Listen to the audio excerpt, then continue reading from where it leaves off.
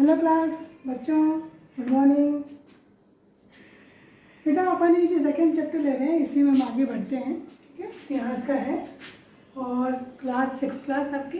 ठीक है, इसमें बच्चों हम एक बात कर रहे हैं कि जो पाषाण काल था उसके अलग अलग जो हमने काल पढ़े, उसमें हम आगे किस तरह से लोगों ने पहले अपना खाद्य संग्रह किया करते थे, फिर वो खाद्य उत्पादक बन गए, है ना। तो ये जो जानवरों को उन्होंने पालना शुरू किया, खेती करना शुरू किया, जानवरों को पालना शुरू किया उन्होंने, तो यहाँ पर इससे उनको क्या फ़ायदा मिला। ठीक है, तो यहाँ पे एक शब्द आता है जानवर, जो पशु थे।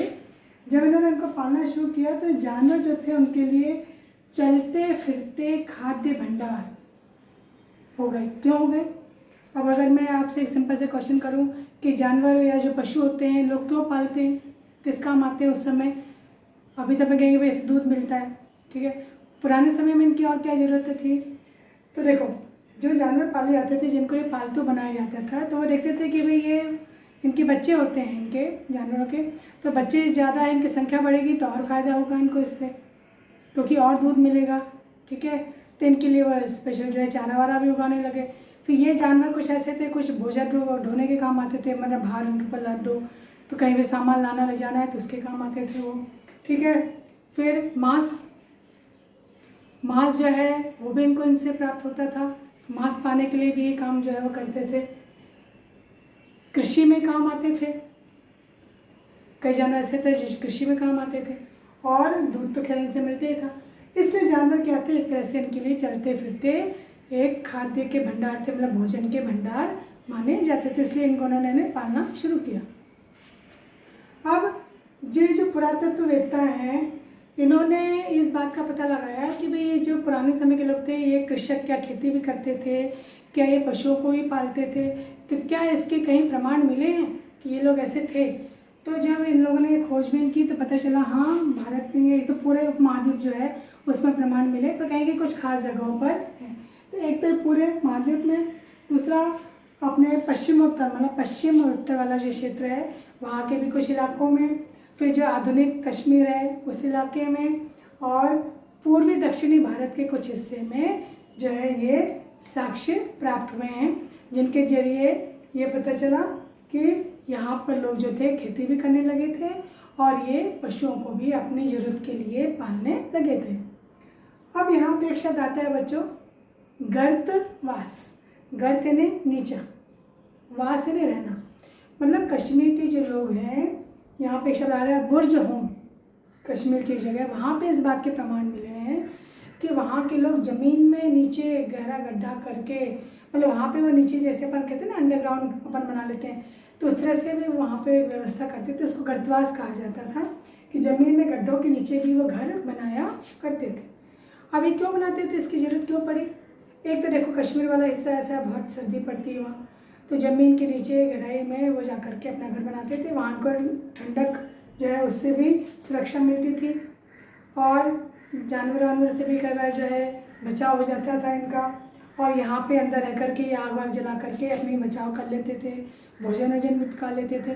तो गर्तवास क्या थे, कश्मीर में लोग जो गड्ढों के रूप में नीचे अपने घर बना लेते, इससे गर्तवास कहा जाता था। फिर उस समय बहुत सारे बर्तन भी मिले, मिट्टी के बर्तन।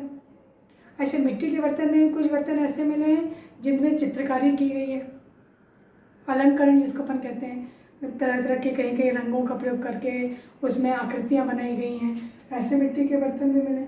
अब इन मिट्टी के बर्तनों का उपयोग क्यों होता है, अपन बर्तनों का उपयोग किस लिए करते हैं? बर्तनों का उपयोग अपन सामान रखने के लिए भी करते हैं, खाना बनाने के लिए भी करते हैं, किसी और काम के लिए, पशुओं के लिए भी अपन इस्तेमाल करते हैं, उनको पानी वानी देना है, करना है। तो ऐसे ही यहाँ पर भी बर्तनों का उपयोग जो था, चीज़ों को रखने के लिए, वस्तुओं को रखने के लिए, खाना पकाने के लिए जो है यहाँ पर किया जाता था। तो बर्तन भी इन्होंने वहाँ पर बनाना जो था वो सीख लिया था।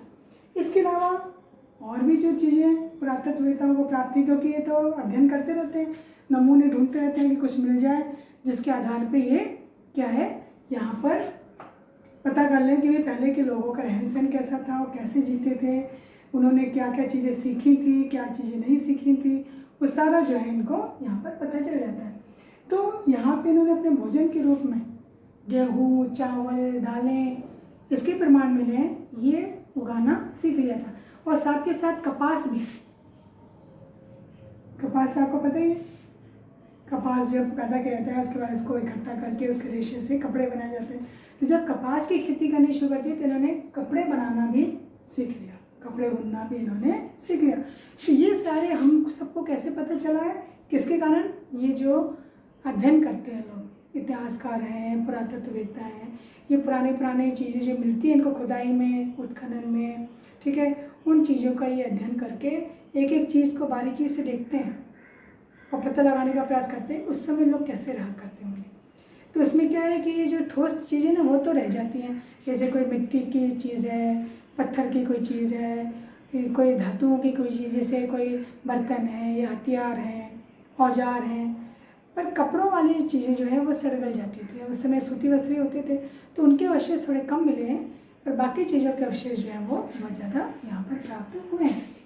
फिर अपनी ये बात करते हैं कि ये पुरातत्ववेत्ता जो नमूनों का अध्ययन करते थे वो कैसे करते थे, उन्होंने क्या क्या चीज़ें जो है वो, तो यहाँ पर अपनी हेडिंग आ जाती है नमूने ने जो उनको चीज़ें मिलती थी, एग्जाम्पल अपन कहते हैं ना, ये चीज़ें मिली हैं, तो उनको ले करके वो उसका अध्ययन करते थे।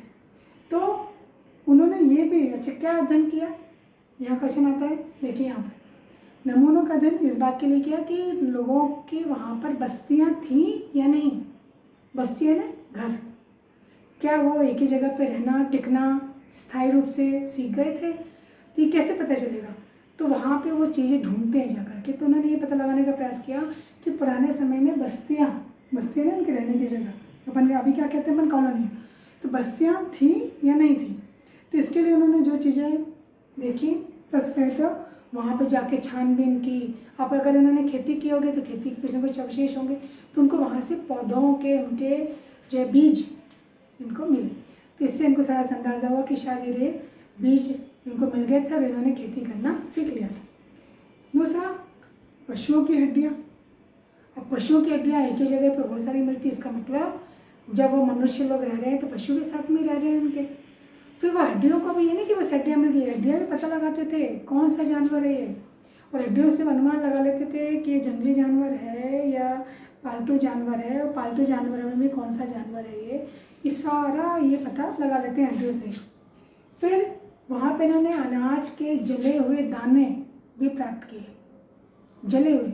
अब जले हुए में एक बात आती है कि गलती से जल गए या उन्होंने जानबूझ के जलाए, क्यों? क्योंकि बच्चों क्या है कि एक खेती का तरीका एक वो भी होता है जिसमें क्या करते हैं कि एक एरिया होता है, वहाँ के जो वृक्ष होते हैं ना उनको काट देते हैं, जला देते हैं, और फिर वो जो जला हुआ क्षेत्र होता है ना, वहाँ के जो राख वाख है उसका इस्तेमाल खाद वाद के रूप में करके और वहाँ पर खेती की जाती है। फिर कुछ सालों तक खेती करते हैं, फिर अगले क्षेत्र में चले जाते हैं, फिर वहाँ पे प्रोसेस। तो ये कारण समझ में नहीं आया कि वे जले हुए अनाज जो मिले हैं, दाने मिले हैं, वो किस वजह से, क्या लोगों ने जानबूझ के अपने खेतों में आग लगा दी या कोई कारण से कोई आपदा आ गई जिसकी वजह से ये जल गए, तो ये अवशेष भी वहाँ पर मिले हैं।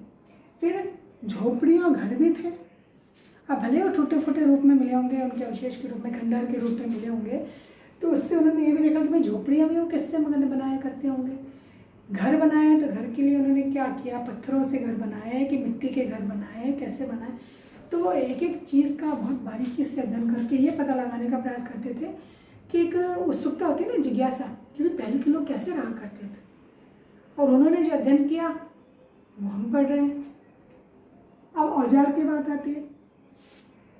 अब ये जो औजार है, एक तो हमने देखे पुराने समय में पत्थरों के इनके औजार हैं, पूरा पाषाण अपने पढ़ा था, पूरा मतलब पुराना पत्थरों का युग, उस समय भी औजार बनाए जाते थे, पर बाद में ये जो पत्थर बनाए गए वो उस पूरा पाषाण पत्थर से थोड़े अलग तरह के थे, भिन्न थे उससे। इससे इनको पता क्या नाम दिया गया, नव पाषाण युग। एक नव है नवीन, और हमने पहले क्या बात की थी, पुराने प्राचीन। नव पाषाण युग मतलब जो नवीन पाषाण युग जो आया उसमें इनके तरीके में क्या बदलाव आया। अब यहाँ पे कौन सी तरह के जो है औजार या हथियार बना रहे थे, तो इनके जो हथियार थे उसमें कहीं कहीं क्या है कि कुछ लकड़ियों का इस्तेमाल भी हो गया पकड़ने के लिए, जैसे कल अपन ने बात की थी हंसिया, आरी, ये भी मिले हैं, ठीक है, धातु का भी इस्तेमाल हो रहा है। और ये अपने हथियारों को मतलब जैसे कहते हैं ना अपन वो धार लगवाते हैं, क्योंकि धार होगी तो जल्दी सामान कटेगा, चाहे वो मांस काटना हो, सब्जियां काटना हो, ठीक है, खेतों को काटना हो, तो उसके लिए वो अपनी वो धार को पहना किया करते थे। और इसके लिए वो कई प्रकार के इसमें पॉलिश भी मिली है, और कैसे बनाते थे, क्या करते थे, ये तरीका पुरातत्वविद्या पता लगाते।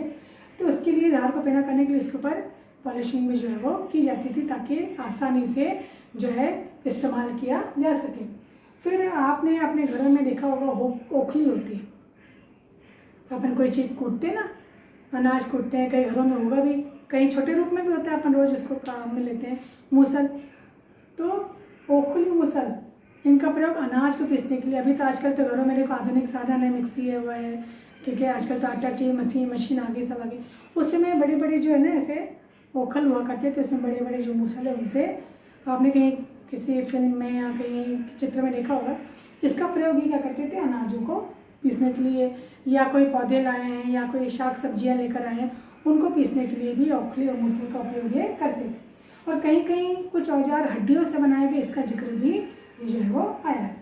तो ये नवपाषाण के ये हथियार या औजार अपन कह सकते हैं। फिर बात आती है कि हम तो कह रहे हैं कि भाई लोगों ने क्या है, बहुत ज़्यादा विकास कर लिया था, पुराने तरीके से ये नए तरीक़ों में रहना सीख गए थे, खेती करने लगे, एक जगह स्थायी रूप से रहने लगे, तो उन्होंने पशुओं को ही पालना शुरू कर दिया, घर बनाने शुरू कर दिए। तो पहले तो क्या था, एक जगह टिके रहना ही नहीं है, तो ना तो इनके पास बर्तन हुआ करते थे, ना ही इनके पास कोई भोजन संग्रह की व्यवस्था थी, और ना ही ये जो किसी प्रकार के घर वर बनाया करते थे। वो तो जैसे जैसे जैसे इनका विकास हुआ, इनको जैसे जैसे महत्व समझ में आया हर चीज़ का, उन्होंने उसको इस्तेमाल करना शुरू किया। पर अभी भी अपन कहते हैं कि जीवन यापन के लिए, जीविका के लिए कुछ लोग ऐसे थे, स्त्री पुरुष, क्योंकि दोनों ही मिलजुल कर काम किया करते थे, तो अपनी जीविका के लिए, मतलब पेट भरने के लिए, जीवन निर्वाह के लिए, जीवन यापन के लिए वो अभी भी वही पुराने तरीके का इस्तेमाल कर रहे थे। शिकार करना, भोजन इकट्ठा करना, कंदमूल, ऐसी चीज़ें जो है वो उस पर, वनस्पतियाँ ऐसे इकट्ठा करते थे। और वहीं कुछ लोगों ने, जो भी अपन ने कहा, खेती करना शुरू कर दिया, और पशुपालन करना भी इन्होंने शुरू कर दिया। ये हमने और आज सीखी नई चीज़ें। एक तो नमूनों का अध्ययन किया है पुरातत्ववेत्ताओं ने, जो उनको प्राप्त हुए, ये पता लगाने के लिए कि बस्तियाँ हैं कि नहीं।